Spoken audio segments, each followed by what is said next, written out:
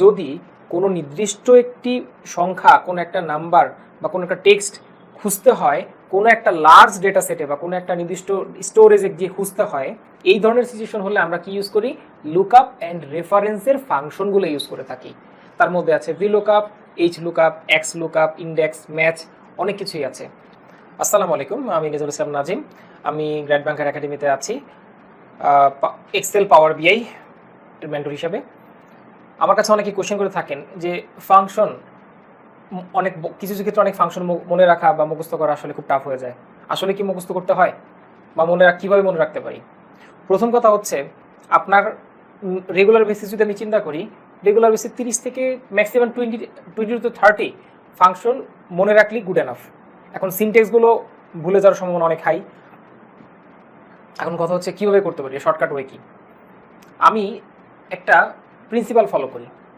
প্রথম কথা হচ্ছে, আপনাকে এক্সেল অথবা গুগল শিট, আপনি যে স্প্রেডশিট প্রোগ্রামের ক্ষেত্রে আমরা সর্বপ্রথম যে কাজটা করব সেটা হচ্ছে প্রবলেমটা মনে রাখবো, সিচুয়েশনটা মনে রাখবো, এবং এটা মনে রাখবো এই সিচুয়েশনে আমরা কোন ফাংশনটা ইউজ করি, শুধু ফাংশনের নামটা মনে রাখবো।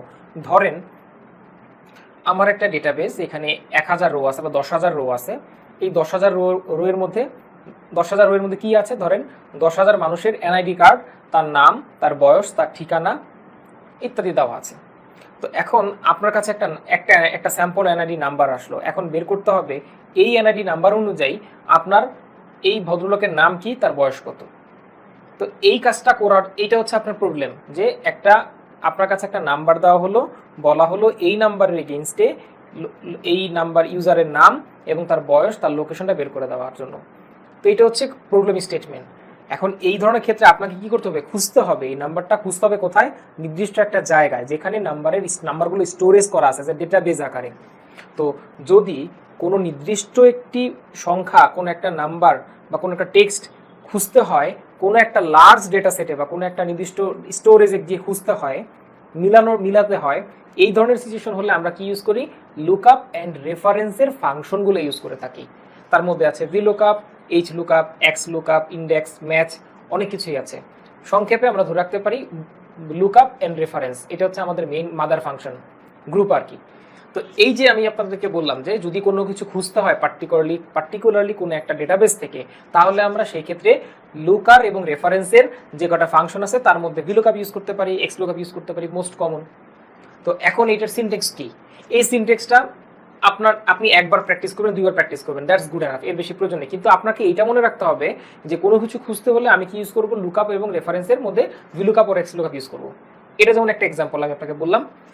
একইভাবে ধরেন আমরা আরেকটা এক্সাম্পল ধরি, একটা সেলের মধ্যে ধরেন একটা টেক্সট আছে, এই টেক্সটের প্রথম 5টা ডিজিট আপনাকে আলাদা করতে হবে।